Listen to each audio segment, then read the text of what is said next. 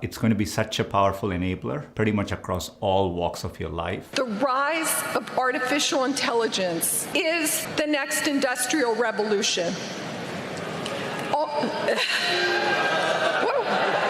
I didn't think in a million years I'll be making a video like this, but it's getting to a point now where I have to just talk about it because I've been in group discussions that talk about it. I even had a person that I know message me about this and encouraging me to use it. As you've probably guessed it by now, yes, I'm talking about AI. Specifically generative AI in filmmaking, but I will talk about ChatGPT and all that other stuff as well. For those of you who don't know me, my name's Elijah. I specialize in writing, filmmaking, and I run a photography Instagram page. I've created 3 short films with a 4th one currently in production. Now, the reason why I'm making a video like this is because, I've been, like I've said before, I've been in group discussions. I'm part of a film group called Movie Mutuals. And a couple of months ago, actually, there was a whole discussion talking about AI. Some were with it, some were like on the fence about it, and some just downright rejected it. Actually, just genuinely a whole panic about a whole worry, I should say, about how it's going to change the film industry. What does this mean for up and coming directors and creators and whatnot? Now, before I jump into this, I thought I'll just share my intake on AI, my personal experience with it. Yes, I've used it before. Traitor!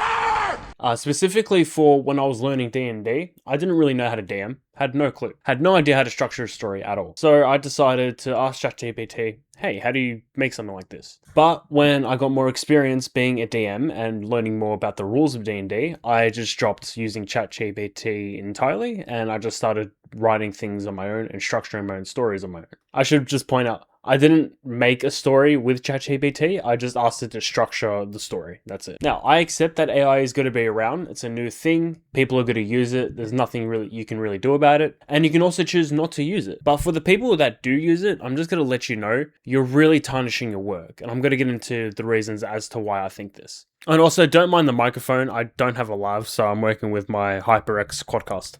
First reason, AI only mimics human art, it doesn't create it. Now, there are a couple of filmmakers that I know that have used generative AI for their works. When I first was talking to this creator about the story that she wrote, I thought they were just using AI as a way just to give a concept to their idea. Animation, it's very difficult to make. I get that. I'm not a great drawer myself. And so this person was using AI to help come up with concepts of their idea, which is, fair enough. Do what you got to do to get your vision or your point across for your story. And this person has a very solid creative idea. I was in a table read reading this. I'm like, this is a great concept. I love it. But fast forward a year later, I'm now realizing they're actually creating this story with AI from start to finish. And that's where I go, what?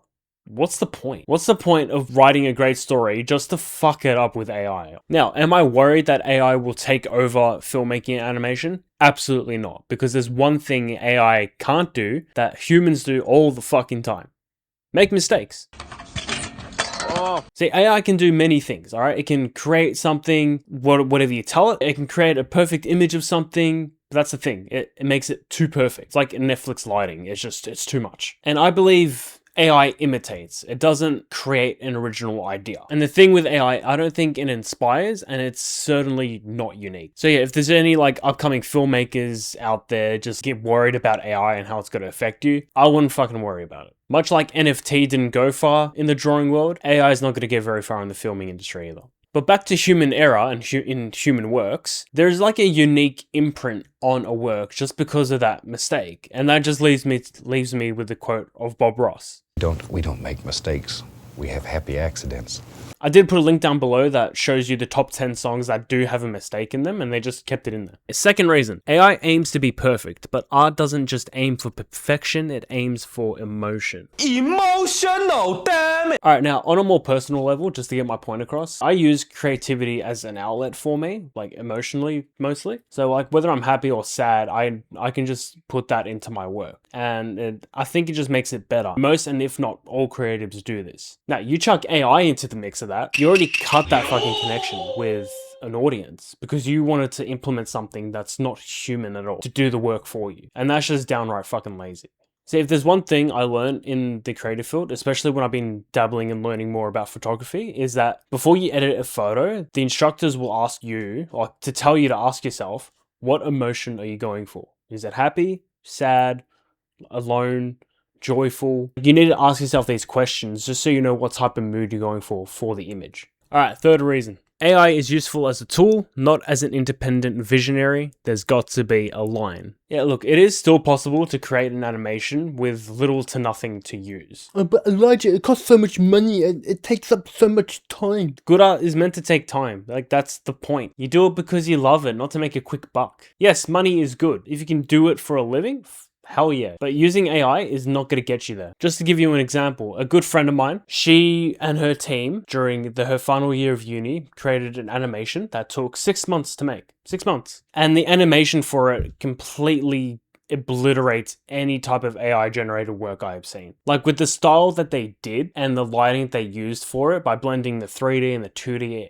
elements of an animation together, it's just, you would think it was made by a company. Alright, here's my fourth and final reason. No one actually wants this shit. AI is rewriting production as we sit here. Deal with it.